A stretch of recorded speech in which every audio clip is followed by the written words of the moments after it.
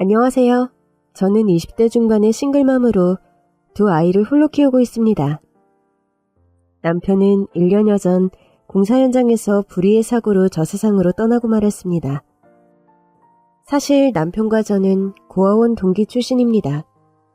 저나 남편이나 고아원에서 외롭고 힘든 유년기를 보냈고 고아원 퇴소와 함께 자립생활을 시작한 지 얼마 안 되어서 결혼을 결심하게 되었었죠. 미진아, 우리 나이는 어리지만 어차피 성인인데 빨리 결혼해서 우리만의 가정을 꾸리는 게 어때? 맨날 주말에 만나서 데이트하는 것도 시간 낭비인 것 같은데. 그래, 우리 정착금도 둘이 모으면 지금보다 그래도 괜찮은 집 구할 수 있을 거고. 나도 빨리 가정의 울타리가 생겼으면 좋겠어. 내가 지금 가진 게 일도 없어서 널 행복하게 못 해주지만 악으로 깡으로 열심히 돈 벌게. 그래서 세상 누구보다 널 행복한 여자로 만들어줄게. 나 믿지? 그럼 널 만나서 그래도 세상 사는 재미도 있고 내가 웃으면서 지낼 수 있다는 거 너도 알잖아. 우리 열심히 노력해서 남부럽지 않은 가정 만들자. 아무것도 없는 날 사랑하고 선택해줘서 고마워. 네 선택 후회하지 않도록 나 정말 최선을 다할게. 그렇게 가진 거 하나도 없이 남편과 저는 거의 빈몸뚱어리나 마찬가지인 상태에서 결혼식을 올렸습니다. 따로 식장을 잡고 예식을 준비할 여력이 되지 않아서 지방 소도시의 무료 예식장을 찾아가서 둘만의 결혼식을 올렸죠. 돈 10만 원도 되지 않는 그저 깔끔한 하얀색 원피스 한 벌이 저의 웨딩드레스였고 세탁소에서 빌려 입은 검은색 양복이 남편의 신랑 예복이었습니다. 남편은 그래도 한 달치 월급을 탈탈 털어서 제게 결혼 반지와 목걸이를 해주었습니다. 자기 정신 나갔어? 우리 형편에 이런 반지나 목걸이 같은 결혼 예물을 할 여유가 어딨어. 이 돈이면 우리 2달치 생활비인데. 야, 내가 아무리 가진 게 없더라도 내 색시되는 사람한테 반지 하나 목걸이 하나 못 해줄 정도는 아니야. 나 자존심 상하게 하지 말고 예쁘게 끼고 다녀. 약수해도 이 정도라도 너에게 해주지 않으면 내가 평생 후회될 것 같아서 그래. 고마워 자기야. 이거 사느라 자기가 몇 끼를 제대로 못 먹었을까 생각하면 마음이 저려온다. 평생 몸에 지니면서 절대 빼놓지 않을게. 그렇게 가진 거 없어도 사랑 하나로 행복한 결혼 생활을 시작한 저와 남편이었습니다. 냄새나고 어두운 반지와 투룸이 저의 신혼집이었고 세탁기, 냉장고, 거의 모든 가전제품은 중고거나 거의 낡아빠진 가구들이 세간의 전부였지만 저와 남편은 그래도 행복했답니다. 남편이나 저나 태어나서 처음으로 가정이란 울타리 안에서 안정감과 따뜻함을 느끼며 살아가게 되었기 때문이죠. 남노하고 비루해도 우리만의 집, 가족이란 울타리가 주는 포근함과 사랑이 주는 위안을 우리 부부는 결혼하고서 처음 느꼈습니다. 불같은 연애를 한 것도 사실이지만 그런 뜨거움이 점차 사라진 후에도 저희 부부를 결속하는 힘은 굳건했어요. 저희 사정을 모르는 사람들은 때로 저희 부부가 일찍 결혼한 것을 두고 아무튼 요즘 어린 것들은 겁없이 결혼하고 대책 없이 살림을 차린다니까. 부모님들이 알면 얼마나 속상하고 성질이 나시겠노. 그렇게 혀를 끌끌 차는 어르신들을 한두 번 대한 것이 아니었지만 저와 남편은 상관없었습니다. 남들이 제대로 알지도 못하면서 하는 손가락질 따위 아무 상관없을 만큼 저와 남편의 행복은 너무나 확신에 찬 것이었고 서로에 대한 사랑도 지극히 깊었으니까요. 결혼하고 몇 개월 되지 않아 저는 첫 아기를 임신하게 되었습니다. 여보, 어떡하지? 임신은 우리 한 5년 정도나 더 있다가 하기로 했는데 피임도 분명히 한다고 했는데 이렇게 되어버렸어. 우리가 아기 없이 살 딩크족도 아니고 뭐 좀 한 몇 년 더 빨리 임신했다고 생각하자. 젊어서 낳고 빨리 키우면 나중에 더 좋은 점도 많다더라. 우리가 지금 여건이 안 좋아서 당신이 좀 힘들긴 하겠지만 내가 2배로 더 열심히 일할게. 그렇게 말해주니까 겁이 좀 덜 난다. 나도 씩씩하게 견디고 좋은 엄마가 될게. 우리는 부모님 사랑 모르고 자랐지만 당신하고 나는 진짜 우리 아이들한테 사랑을 듬뿍 주는 엄마 아빠가 되자. 응? 동감이야. 부부는 일심동체라더니 자기랑 나랑 천생연분인 것 같다? 계획에 없는 임신이었고 덜컥 겁이 난 것도 사실이었지만 저와 남편은 저희 부부에게 찾아온 소중한 생명을 감사히 받아들이기로 했죠. 가족에 대한 집착, 결핍, 그런 것이 큰 저와 남편이다 보니까 솔직히 아기를 키울 능력이 현실적으로 안 되는 상황이었음에도 불구하고 우리에게 이제 아기까지 생겨서 진짜 제대로 된 가족이 되는구나. 우리가 엄마 아빠가 된다. 그런 생각에 마음이 부풀고 마냥 행복했더랍니다. 제가 임신하게 되면서 일을 줄일 수밖에 없었고 남편은 불어난 가장의 무게로 정말 밤낮 없이 소처럼 일만 했더랍니다. 새벽에 나가 오후나절까지 물류센터 일을 하고 틈틈이 일용직 건설 현장에 나가서 힘든 일을 마다하지 않고 하고 또 밤잠을 줄여가며 야간 경비며 대리운전까지 안 해본 일을 꼽기 힘들 정도로 온갖 일을 닥치는 대로 해나가는 남편이었어요. 여보, 당신 이러다 우리 아기 태어나기도 전에 쓰러지겠어. 돈도 좋지만 몸도 좀 아껴가면서 일하자, 응? 우리 아기 얼굴을 본 것도 아닌데 당신 병원 다녀와서 초음파 사진 보여주느로 그 사진 속에 우리 아기 얼굴만 생각하면 자다가도 막 힘이 불끈불끈 솟아난다? 점심 먹고 식곤증 밀려오다가도 나는 아빠다. 우리 아기가 곧 태어난다. 이 생각하면 벌떡 일어나서 또 일하게 돼. 나 진짜 신기하지? 그렇게 해맑게 웃으면서 마냥 행복해하는 남편이었죠. 그런 남편이 고맙고 뿌듯하면서도 걱정이 되는 것이 사실이었습니다. 젊고 아픈 데 없이 건강한 사람이지만 몸을 너무 혹사하는 것이 아닌가 늘 노심초사하게 되더군요. 첫 아기를 무사히 출산하고 남편은 그동안 전세자금 대출도 좀 받을 수 있게 되어서 저희 가족은 반지하를 벗어나 방이 2칸 딸린 그래도 조금 깔끔한 빌라로 이사를 가게 되었습니다.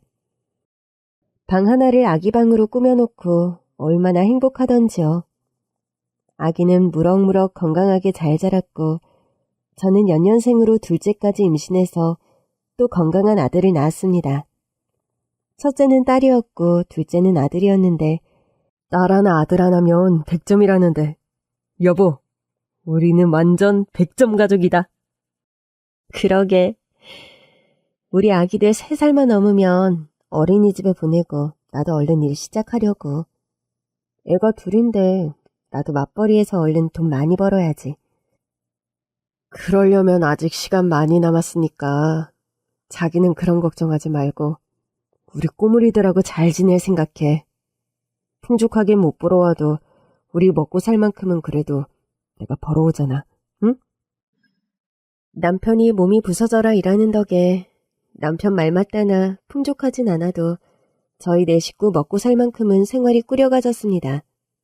점심 한 끼도 아끼겠다고 김밥만 사먹는 남편의 습관을 알고 나서 저는 매일 아침 남편의 도시락도 손수 싸주었죠. 저나 남편이나 원체 가진 거 없이 자랐고 부모님 지원이 없이 자라서 매사 근검절약하는 태도가 몸에 배어 있어서 가능한 일이었는지도 모르겠습니다. 그렇게 아이들도 아픈 데 없이 무탈하게 잘 자라고 남편도 물류센터 일과 건설 현장 모두에서 경력이 쌓여가며 벌이가 점점 좋아지던 어느 날 며칠 지방의 공사 현장 TO가 나서 남편이 일용직 근로를 한다고 지방으로 출장을 간 적이 있었습니다. 여보, 나 한 일주일 정도 고성 쪽으로 일하러 다녀와야 할 것 같아. 일주일씩이나? 힘들지 않겠어? 지방에 가서 일하고 오는 거라 일당이 고비야. 일은 힘들지만 다녀오고 나면 나 현장에서 승진도 시켜주신다고 약속했어. 이참에 그쪽 판에서 말뚝 박을까 싶기도 하고. 잘 보여야 기술도 하나라도 더 가르쳐주니까 내가 이것저것 따질 상황도 아니고. 그래도 일주일씩이나 멀리 간다고 하니까 벌써 좀 서운하네. 나도 그래서 좀 고민했는데 여러모로 다녀와야 할 것 같네. 나 없다고 끼니 거르지 말고 우리 꼬물이들이랑 잘 지내고 있어. 내가 올 때 자기 선물도 사가지고 올게. 돈 벌려고 한 사람이 돈 쓰고 오면 무슨 의미가 있어? 쓸데없이 뭐 살 생각하지 말고 자기 밥이나 잘 사 먹어. 알았어. 자기도 잘 챙겨 먹고 있어. 일만 마무리되면 바로 올라올게. 그렇게 지방으로 일용직 건설 현장 일을 하러 간 남편은 그 길로 무지개 다리를 건너고 말았습니다. 공사 현장에서 갑자기 발생한 싱크홀에 남편이 빠졌고 속수무책으로 구조를 하지 못해서 그런 불상사가 일어난 거였죠. 남편이 그렇게 세상을 떠나고 저는 현실을 받아들일 수 없어서 한동안 정말 미친 사람처럼 살았습니다. 미혼모 보육시설에 어린 아이들을 잠시 맡겨놓고 남편 장례를 치르는데 텅 빈 빈소 안에서 정말 실성한 사람처럼 꺼이꺼이 울었죠. 고아원 동기들과 원장 수녀님이 찾아와서 그렇게 넋놓고 우는 저를 달래주었습니다. 미진아, 힘내. 너랑 네 남편 정말 천생연분이라 생각했는데 이렇게 황망히 떠나버려서 네가 정말 경황이 없고 힘들겠지만 애들 생각해서 기운내야지 어쩌겠니? 미진아, 하느님은 그래도 극복할 만큼의 시련만 주신단다. 하느님께서 경환이를 너무 사랑하셔서 일찍 데려가신 것 같구나. 너도 어서 마음 추스르고 아이들을 위해서 힘을 내야지. 안 그래? 저를 위로하는 사람들은 모두 아이들 이야기를 꺼내면서 저에게 기운을 차리라고 말을 하더군요. 너무나 맞는 말이었기에 그리고 부모님 없이 자란 아픔과 비애가 어떤 것인지를 알기에 저는 남편을 잃은 지독한 상실감을 뒤로하고 죽기 살기로 정신을 차리고 일상으로 돌아왔습니다. 엄마의 자리, 부모의 책임감. 그런 것을 생각하더라도 저는 남편을 너무나 깊이 사랑했고 그런 남편이 세상에 없다는 것을 받아들이는 일이 결코 쉽지 않더군요. 남편이 그리울 때마다 저는 아이들을 재우고 결혼 사진을 들춰보면서 홀로 소주잔을 기울이곤 했습니다. 술이라곤 입에 한 방울도 대지 못하던 저였는데 남편과 사별하고 처음 소주의 맛을 알게 되어버렸지요. 그렇게 이를 악물고 일상으로 돌아온 저는 고깃집 알바, 야간 대리운전 등 닥치는 대로 일을 하며 돈을 벌어야 했습니다. 3살, 4살이 된 연년생 남매는 다행히 어린이집 종일반에 맡길 수 있어서 그나마 다행이었죠. 두 아이의 양육비며 생활비 등을 외벌이로 버는 일이 녹록치 않아 눈코 뜰 새 없이 바쁜 나날을 보내던 어느 날이었습니다. 제가 일하는 고깃집으로 예전 남편의 동료가 저를 보러 찾아왔더군요. 저에게 꼭 할 말이 있어서 찾아왔다는 그 동료가 다음과 같은 말을 저에게 했더랍니다. 저기요, 미진씨. 아무래도 경환이의 순직이 이대로 묻혀서는 안 될 것 같다는 생각이 드네요. 열악한 근로환경이 늘 말이 많았는데 그게 개선이 되지 않다 보니까 경환이 같은 불쌍한 희생자가 나왔어요. 그럼 회사 측에서 뭐 시스템 잘못 그런 걸로 저희 남편이 사고를 당했다는 말씀이세요? 이런 얘기하는 거 솔직히 저 고민 많이 했는데 회사 잘릴 각오하고 드리는 말씀이니 잘 들으세요. 저희 같은 노동 현장에서 필수로 구비해야 되는 안전시설이 있는데 저희 사장이 자린고비라 몇 년 전부터 안전시설 마련하라는 요구가 있었는데도 그걸 묵살했어요. 돈 아낀다고 일하는 사람 목숨 잘못되게 방치했다는 말씀이세요? 증인이 필요하면 제가 설 테니까 미진 씨도 경환이 죽음 헛되게 할 수 없으니 필요한 조치를 취하세요. 남편 동료의 말을 듣고서 저는 부랴부랴 노동사무소에 찾아가서 사정을 설명하고 변호사를 구하고 바쁜 와중에 또 동분서주할 일이 생겼습니다. 소송 비용을 마련하고 또 부족한 생활비를 충당하려다 보니 살던 집의 보증금을 뺄 수밖에 없었는데 다행히 새로 일하게 된 고깃집의 창고방에서 아이들과 임시 거처를 마련할 수 있었어요. 처음에는 제 사정을 딱하게 보는 사장님이었습니다. 어이구, 애기 엄마 처지를 들어보니까 정말 안 됐네. 그래, 애기들도 어린데 남편도 없이 먹고 사는 게 얼마나 힘들 거야. 목돈 좀 모아질 때까진 친정집이다 생각하고 편하게 지내. 뭐 넓은 방은 아니지만 애기들 둘이랑 그쪽 임시거처로 지내기에 무리는 없는 공간이니까. 사장님, 정말로 감사드려요. 저는 처음에 사장님의 이런 배려가 고마워서 정말 더 열심히 일하고 제가 일하는 시간이 끝나서도 불어 더 마감 정리도 나서서 하고 그랬습니다. 그런데요, 열길 물속은 알기 쉬워도 한길 사람 속은 알기 어렵다더니 사장님의 친절이 감춰진 꼼수였다는 것을 저는 뒤늦게 깨달아야 했습니다.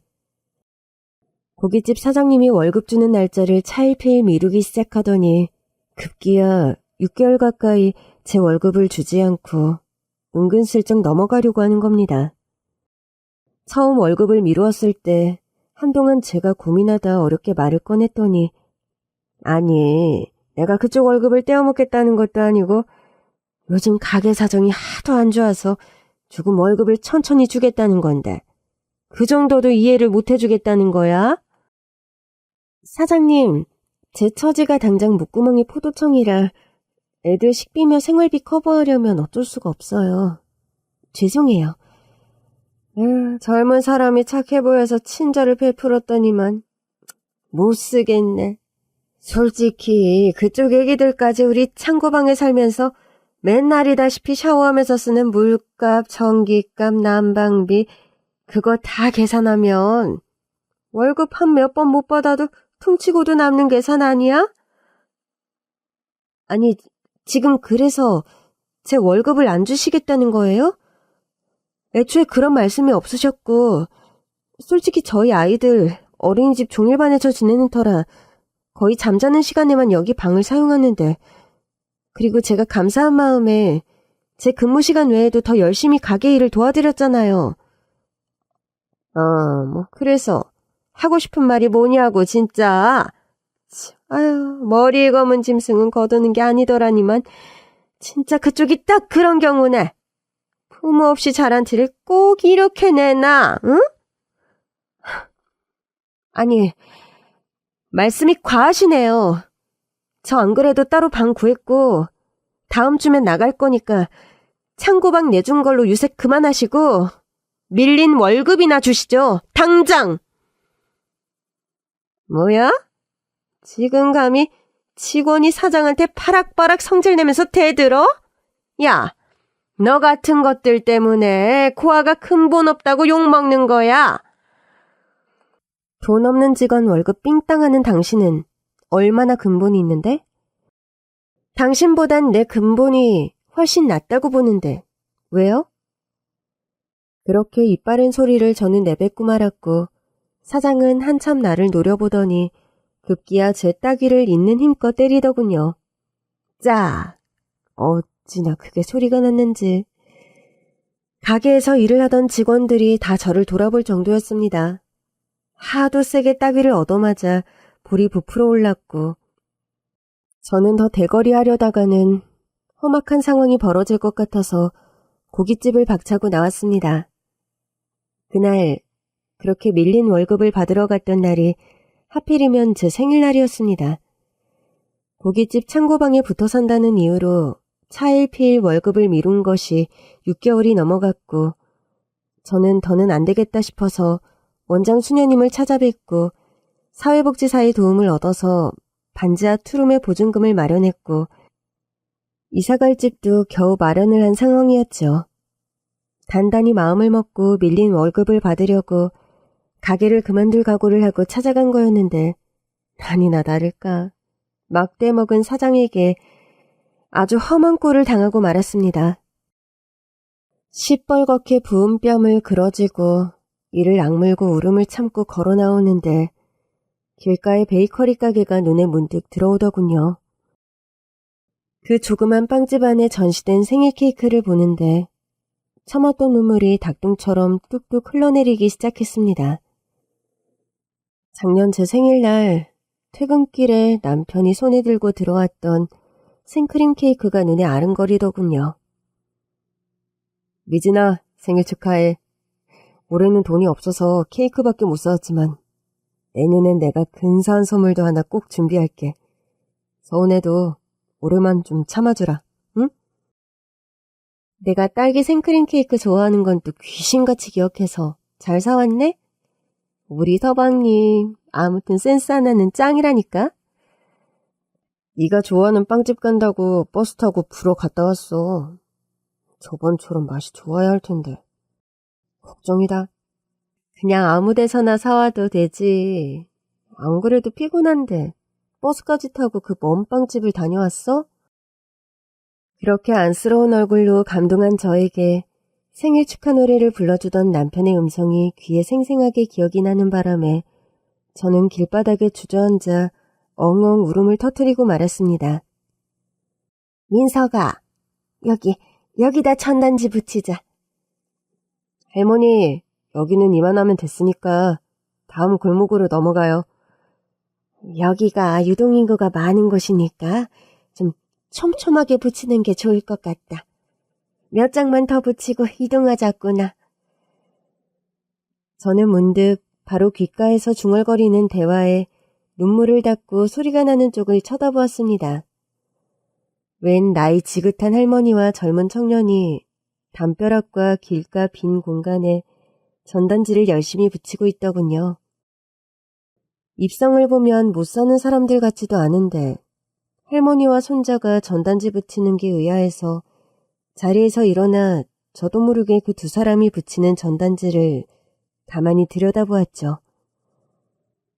그런데 전단지를 들여다보던 저는 하염없이 흐르는 눈물을 닦아내고 몇 번이나 그 전단지를 유심히 들여다볼 수밖에 없었습니다. 잃어버린 우리 집 첫째 딸 박나희를 찾습니다. 문구와 함께 전단지에 실린 어린아이의 사진이 바로 제 어릴 적 모습과 똑같았기 때문입니다. 저는 하도 울어서 눈이 퉁퉁 부은 상태라 뭔가 헛것이 보이나 싶어서 몇 번이나 전단지를 유심히 살펴보았지만 아무리 봐도 전단지 속의 어린이는 제 어릴 적 모습이 분명했죠.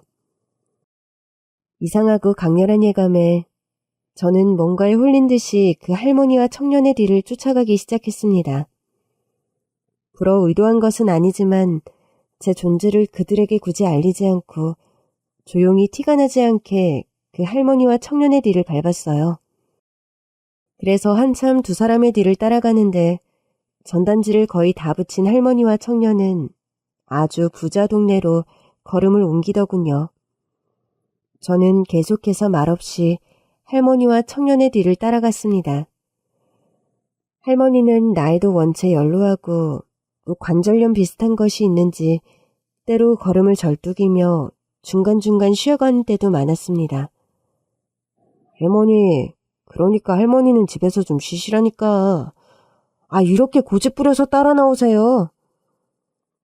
우리 소녀 찾는 일인데 내가 나서야지. 지성이면 감천이라고 했다. 내 다리가 문드러 없어지지 않는 이상 우리 손녀딸 생일 언저리에는 내가 나와서 천단지를 붙여야지. 할머니, 그렇게 힘들게 걸어가지 마시고 제 등에 업히세요. 아니다. 그 정도로 힘들지는 않아. 그리고 저 동산만 넘으면 우리 집인데 뭐. 할머니와 청년은 그들의 말맞다나 동산 하나를 넘어 어떤 대저택 앞에 걸음을 멈추었습니다. 드라마에서나 볼 법한 엄청난 위용의 으리으리한 대저택이 그들이 사는 집인 모양이었습니다. 그런데요, 저는 대저택 앞에 플랜카드처럼 걸린 현수막을 보고 그 자리에 얼어붙고 말았습니다. 그리고 아무 말도 하지 못하고 입을 틀어막고 폭풍 오열을 할 수밖에 없었네요. 초인종 앞에 서서 벨을 누르고 안으로 들어가려던 할머니와 청년은 제가 흐느끼는 소리를 듣고 비로소 뒤를 돌아보더군요. 아가씨는 이신데 그렇게 거기 서서 울고 있어요. 무슨 일이세요? 누구신데 그렇게? 저는 서럽고 감정이 복받쳐서 아무 말도 하지 못하고 손가락으로 그저 대문 앞에 걸린 플랜카드 속 사진을 가리켰습니다. 그 사진은 제 어릴 적 모습이었고 전단지에서와 마찬가지로 우리 집 첫째 딸 박나희를 찾습니다라는 문구가 플랜카드에 크게 적혀 있었어요. 할머니는 플랜카드를 가리키는 저의 오른손 약지와 새끼손가락을 유심히 살펴보시더군요. 그리고 갑자기 절뚝거리는 걸음으로 제게 다가와선 칭칭 감겨있던 목도리를 풀어 제 얼굴을 샅샅이 살피는 겁니다. 우리 집 손녀딸 박나희, 나이 맞지? 플랜카드 속에서 저 어린이가 나이라는 건가요? 그럼 제가 나이가 맞는 것 같은데 도저히 모든 상황이 믿기지가 않아요. 나이가 어떻게 되세요? 부모님은요? 저는 25살이고 고아원에서 자라서 부모님은 안 계세요. 할머니, 이분 얼굴이 엄마하고 붕어빵이에요. 엄마 젊었을 때 모습하고 완전 판박이잖아요. 아빠 얼굴도 많이 보이고. 나이 누나가 맞는 것 같아요. 우리 누나가 맞아요. 누나. 나이 누나. 그렇게 청년과 할머니는 저를 덥석 끌어안더니 폭풍 오열을 흘리기 시작하는 겁니다. 저는 그렇게 어리둥절하면서도 감격적인 상봉을 마치고 집 안으로 들어갔습니다. 대저택은 마당도 무척 넓었고 집 안으로 들어가는 돌계단만 한참 올라가야 할 정도였죠. 저는 모든 상황이 대체 꿈인지 현실인지 분간이 안 될 정도로 어리둥절하고 믿기지가 않더군요. 본능적이고 강한 예감에 의해 폭풍 오열을 하면서 할머니와 청년과 끌어안았지만 과연 정말 이들이 내 가족일까? 믿기지 않는 것도 사실이었습니다. 집 안에 들어가자 으리으리한 거실 곳곳에 제 어릴 적 사진들이 걸려있더군요. 그리고 2층 계단에서 천천히 내려오는 대저택 안주인의 얼굴을 확인한 순간 저는 다시 숨이 막혀오기 시작했습니다. 처음 보는 기품 있고 부티나는 그 아주머니의 얼굴은 누가 부정할 수 없을 정도로 제 얼굴과 너무나 흡사하더군요. 붕어빵 모녀, 붕어빵 부자를 흔히 보아왔지만 제가 그런 얼굴을 하고 있을지는 몰랐습니다. 주름과 세월의 흔적만 조금 더딥혀져 있을 뿐 저와 너무 판박이로 똑같이 생긴 그 아주머니. 엄마의 얼굴을 확인하는 순간 저는 다리에 힘이 풀리며 바닥에 주저앉고 말았어요. 넌 아이 맞지? 손을 한번 보자. 어머나, 세상에. 어머니, 미소가. 여기 손가락 약지랑 새끼에 화상 자국 그대로 있어요. 어머 세상에. 나이야, 우리 딸 나이야. 네가 살아있었구나. 버리지 않고 살아있었어, 내 새끼. 내 딸아. 엄마, 정말 엄마가 맞으세요? 저는 그렇게 하염없이 흐르는 눈물을 닦을 생각도 하지 못하고 엄마의 품에 안겨서 그런 질문을 하고 있었습니다.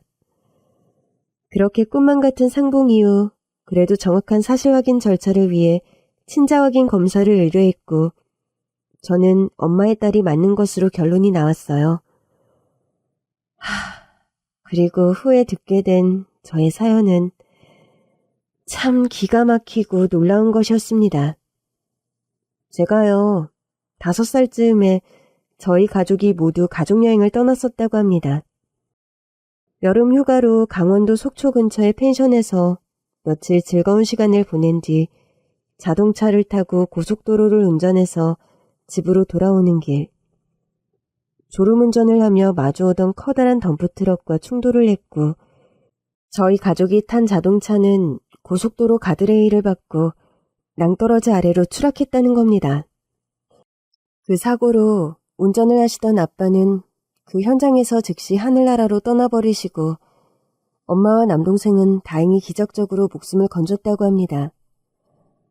엄마와 남동생은 사고가 난 차량 안에서 기절한 상태로 발견이 되었는데 문제는 어린 저의 행방이었다고 합니다.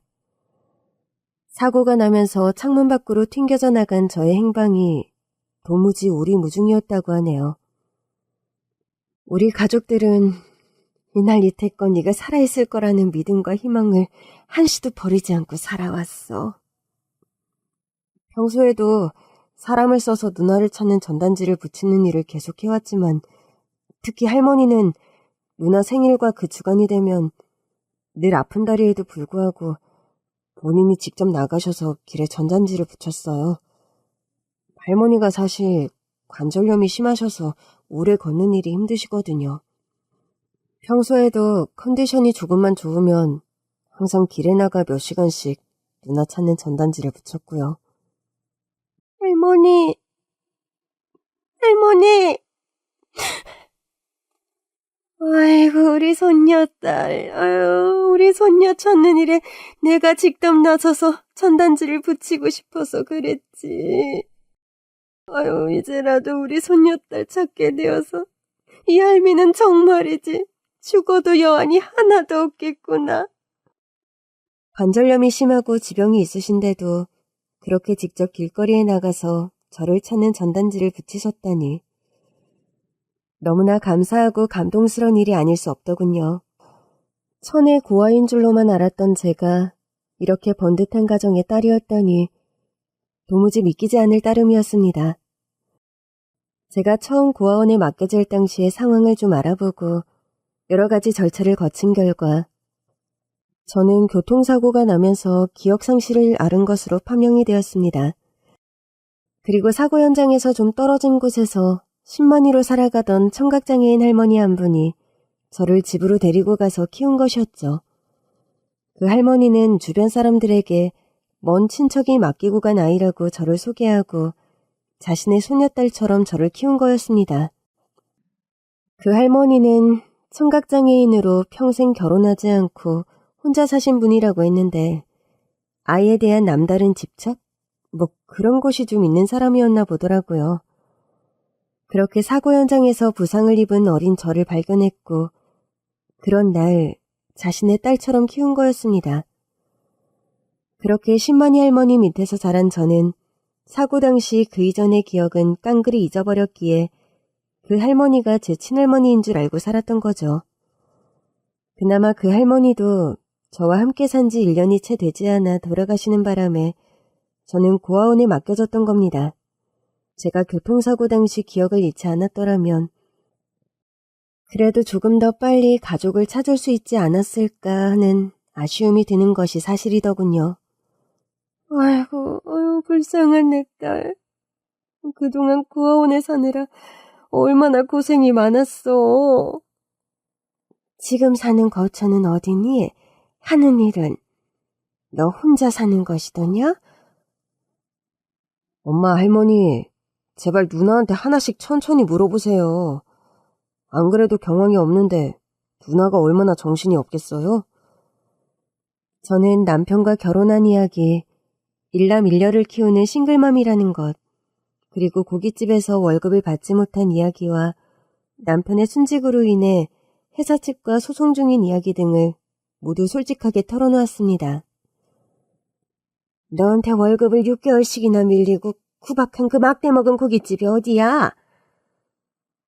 할머니는 노발대발 하시면서 운전기사를 대동하고 저를 데리고 당장 고깃집으로 향했습니다.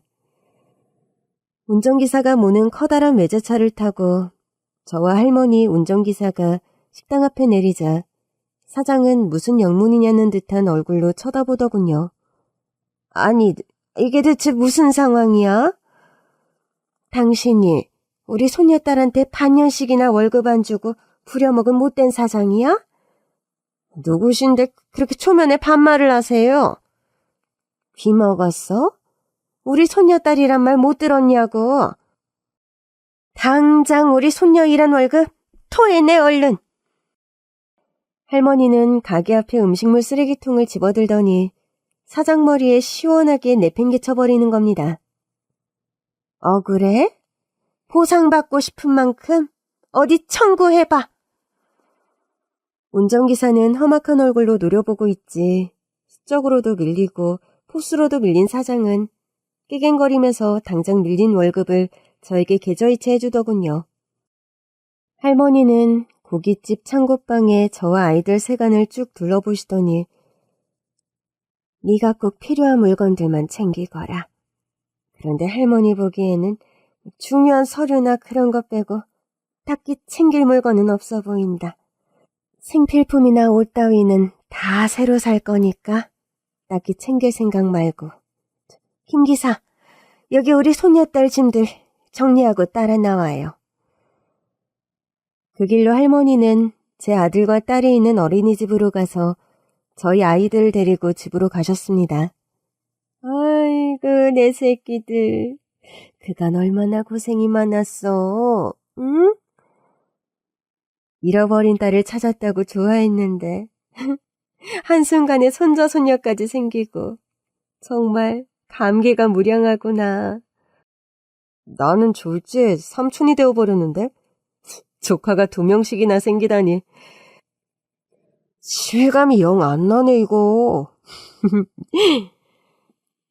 아이들은 궁궐 같은 커다란 집에서 생활하게 된 것에 놀라워하더군요.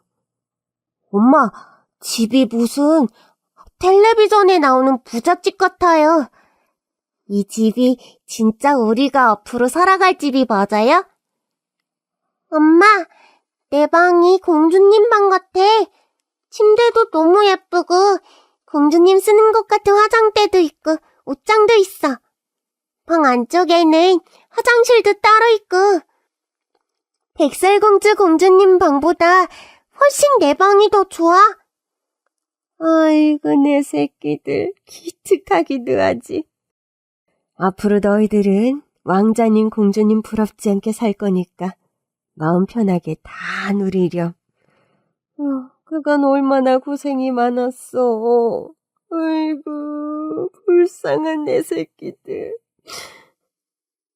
할머니께서는 알고 보니 이름만 대면 알만한 굉장히 유명한 칼국수 체인점의 대표님이었습니다. 엄마도 그 체인점을 함께 운영하시는 경영진이었고요.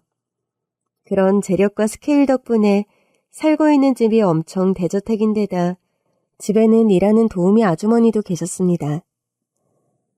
남동생은 로펌에서 일을 하는 변호사라고 하더군요. 제가 남편 순직 문제로 소송 중인 것을 알게 된 남동생은 본인이 직접 나서서 회사와의 소송 문제를 해결해 주었습니다. 시간을 오래 끌면서도 시원한 해결책이 나지 않았던 머리 아픈 일이었는데 남동생의 도움으로 제가 원하는 조건으로, 그것도 아주 유리한 조건으로 소송에서 승소하게 되었습니다. 민서가 정말 고맙다. 나한테 남동생이 있다는 것도 신기한데 이렇게 잘나고 똑똑한 변호사가 되어서 누나 일을 직접 해결해주고 누나가 이게 무슨 복인가 모르겠다.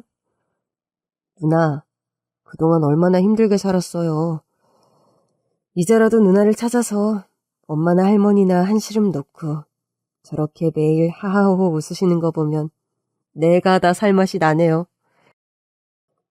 저는 남동생의 도움으로 소송에서 승소를 하면서 거액의 보상금을 회사에서 받게 되었죠. 그동안 남편 없이 홀로 힘들게 살면서 아이 2명을 키우며 살아오느라 어쩔 수 없이 이곳저곳 빚이 있었는데 그런 빚을 청산하고도 남을 만큼의 거액의 보상금이었습니다. 게다가 그 보상금이 아니더라도 저희 집안이 재력이 대단했던 바람에 저는 어느 날 갑자기 경제적인 자유, 아니 그를 넘어서 정말 나고 처음으로 호의호식이란 것을 경험하게 되었습니다. 아침에 일어나면 제가 손가락 하나 까딱할 것 없이 진수성찬인 식사가 차려지고 아이들 케어 역시 엄마와 할머니께서 전담 베이비시터를 고용해 주시는 바람에 제가 할 일이 거의 없어졌어요.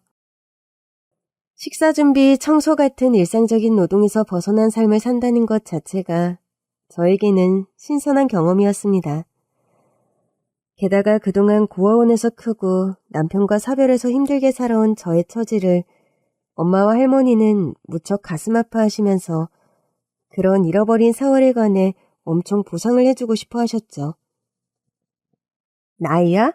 우리 당장 쇼핑부터 좀 하러 가자. 얘가 젊은 애답지 않게 고생을 해서 얼굴이 많이 푸석해 보여. 김 기사, 우리 다니는 단골 피부과 당장 예약해요.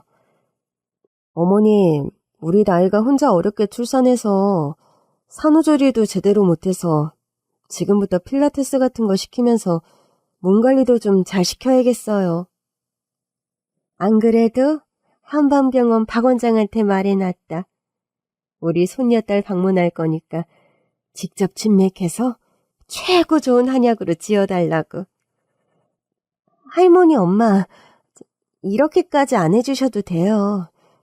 저는 엄마, 할머니, 동생, 가족들 찾은 것만으로도 너무 행복하고 감사해요. 그건 네 입장인 거고. 엄마나 할머니는 이제껏 네가 누리지 못한 걸 다 해주고 싶구나. 그럼 우리 입장도 헤아려 주려무나. 그리고 그 고단하고 모진 세월을 네 혼자 몸으로 꿋꿋하게 잘 버텨왔는데 이만큼의 호사를 누릴 자격이 너는 충분해. 그렇게 재벌 2세들이 누릴 법한 온갖 호사를 누리며 살게 된 저였습니다. 저희 아이들 역시 저 못지않은 혜택들을 많이 누리게 되었죠. 어린이집 대신에 아직 유치원 진학 전의 아이들인지라 아이들에게 꼭 필요한 사교육을 최고의 시설에서 받을 수 있게 되었습니다. 그런 센터나 학원에 갈 때는 전담기사와 베이비시터가 따라갔고 저는 갑자기 눈코 뜰 새 없이 바쁜 워킹맘에서 아이들 육아에서도 자유로운 상황이 되어버렸죠. 해서 여건 때문에 미루게 되었던 공부도 뒤늦게 시작하게 되었습니다. 제가 어려서부터 공부머리는 좀 있던 터라 늦가기 수험생이지만 1년 정도 입시를 준비한 끝에 좋은 결과도 얻게 되었어요. 우리 딸 나이가 명문대학 경영과에 합격했어요. 어머님, 이거 보세요. 방금 합격 문자가 왔어요. 우리 나이가 독하게 공부하더니 대학생이 되었구나. 아유, 늦었지만 학교 부지런히 다니고 어차피 경영과에 들어가게 되었으니 우리 칼국수 업체 회사 일도 천천히 배워나갈 생각하고. 그래, 네 동생은 어려서부터 회사 일에 원체 관심이 없다고 공표한 녀석이라 우리 업체를 누가 이어받아 이끌어가나 걱정이 깊었는데 네가 경영과를 가고 보니까 요식업에 취미도 맞는 것 같아서 너무 기분이 좋구나. 엄마, 할머니, 이렇게 아낌없이 지원해 주셔서 너무 감사해요. 최고의 과외 선생님들 구해주시고 제가 돈 걱정 없이 또 애들 걱정 없이 공부에 몰두할 수 있어서 얻게 된 결과예요. 그래, 모든 게 좀 늦어지긴 했지만 그래도 결국 제자리를 찾았으니 너도 애들 걱정은 말고 네 일을 가질 생각을 하렴. 할머니도 아직은 그래도 정정하고 네 엄마도 계시니 네 아이들 키우는 거 걱정하지 말고. 저는 그렇게 엄마와 할머니의 적극 지원을 받으며 늦가기 대학생이 되었습니다.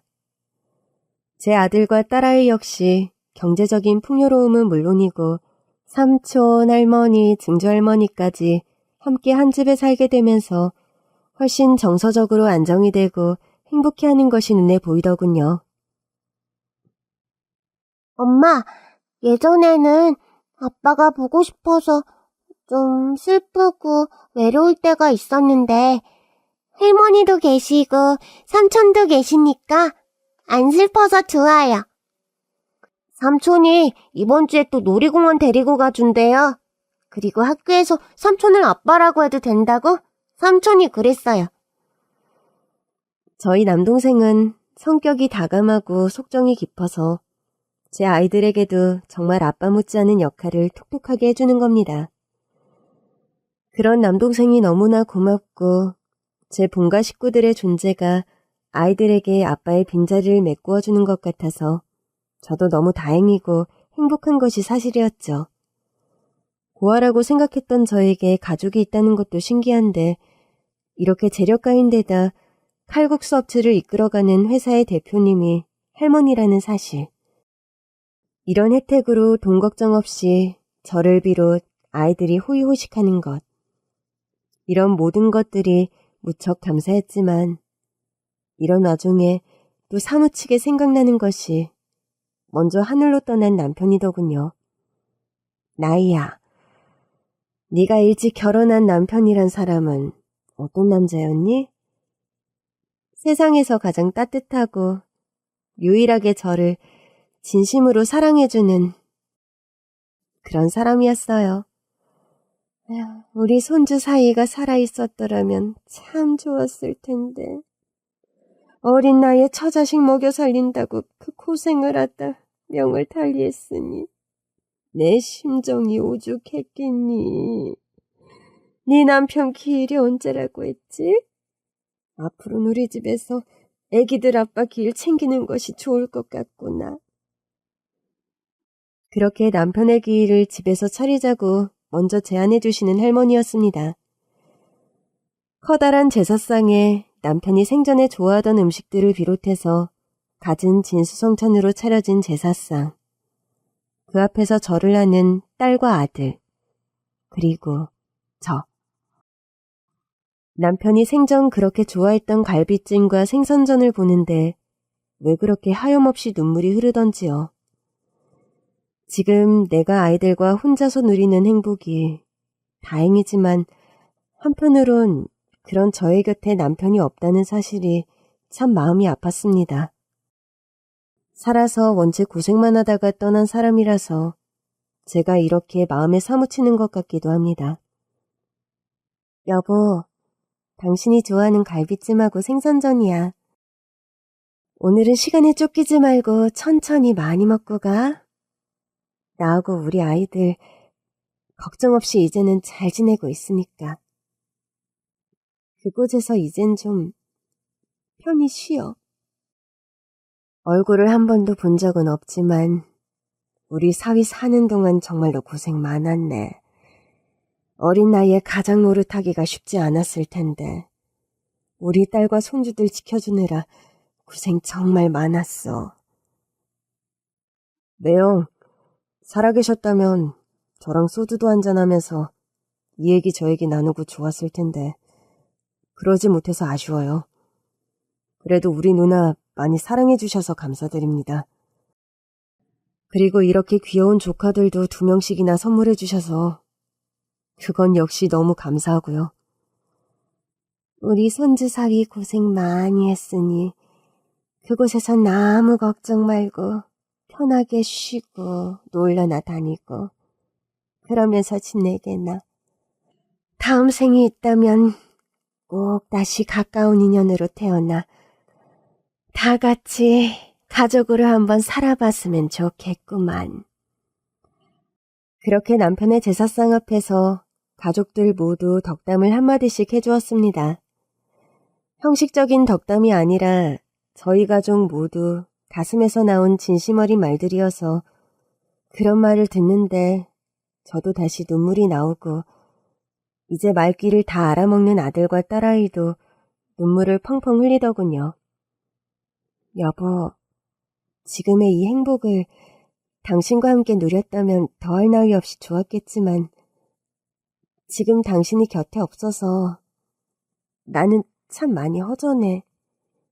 그래도 기운내서 씩씩하게 잘 살아갈게. 이제 나는 가족들을 찾아서 행복하게 잘 살게 됐어. 우리 아이들도 걱정 없이 잘 키우게 되었으니까 당신도 마음 좀 놔. 우리 다음 생에도 꼭 부부로 만나서 행복하게 살자. 우리 그때는 일찍 헤어지지 말고 꼭 100년해로 하기로 해. 알았지? 저는 마지막으로 하고 싶은 말을 속으로 조용히 되뇌이면서 남편 제사상에 절을 했습니다. 그날 밤 꿈에 오랜만에 남편이 저를 찾아왔어요. 예전에는 꿈에서 남편을 만나게 되어도 늘 그 사람의 얼굴이 어둡고 어디론가 가지 못하고 불안하게 서성이는 모습만을 하염없이 보다가 꿈에서 깨곤 했는데 이번엔 어찌된 일인지 저희 남편이 아주 환한 얼굴이었습니다.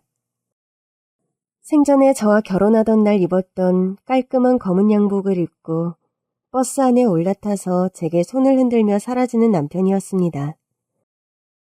남편만 먼저 떠났는데도 남편 얼굴이 시종일관 환하게 웃고 있어서 꿈에서도 제가 마음이 편했는데 깨어나서 꿈 이야기를 할머니께 말씀드렸더니 얘야, 네 남편이 이제야 비로소 저 세상으로 마음 편하게 간 듯 싶다. 버스를 타고 혼자 어디론가 가는 건 세상 뜨는 꿈이라 하는데 환한 얼굴로 버스 타고 갔다니 이제야 비로소 제자리를 찾아간 것 같구나. 처자식 놔두고 홀로 떠나려니 가지도 못하고 이승을 떠돌았을 것 같아요. 저라도 그럴 거예요, 어머니. 좋은 꿈꾼 이야기 하는데 너는 또 왜 우니? 할머니와 엄마 말씀을 듣다 보니 왜 오랜만에 제 꿈속에 남편이 그렇게 호련히 나타났던 것인지 짐작이 가더군요. 여전히 남편의 빈자리가 크긴 하지만 그만 속상해하고 그만 슬퍼하고 이제 씩씩하게 살아가야 할 것 같습니다. 환하게 웃으며 돌아선 남편의 발걸음이 무겁지 않으려면 제가 그렇게 살아가야 한다는 것을 이제는 알겠습니다. 뒤늦게 대학생이 되어서 공부를 하려니 쉬운 일은 아니지만 악착같이 공부해서 가능하다면 졸업도 좀 빨리 하려는 목표를 가지고 있습니다. 엄마와 할머니는 칼국수 업체를 제가 물려받아 운영하길 원하시는데 제가 그렇게 CEO의 자리에 오르게 된다면 의미 있는 사회사업도 많이 하고 싶어요. 밥도 굶어본 사람이 배고픔을 안다고 가능하면 저와 같은 싱글맘들의 자립을 돕는 사업에 관심이 많이 있답니다. 제가 정말 기적 같은 천운으로 가족들을 찾고 행복하게 살아가게 된 것처럼 그 행운과 기적을 다른 사람들에게도 나누어주는 삶을 살 수 있다면 남편에게 좀 덜 미안한 일이 될 것 같기도 해서요. 저에게 찾아온 기적과 행운을 다른 누군가에게도 나누어 줄 수 있는 날이 하루라도 빨리 오기를 바라보면서 오늘 하루도 파이팅 하렵니다. 긴 얘기 들어주셔서 감사합니다.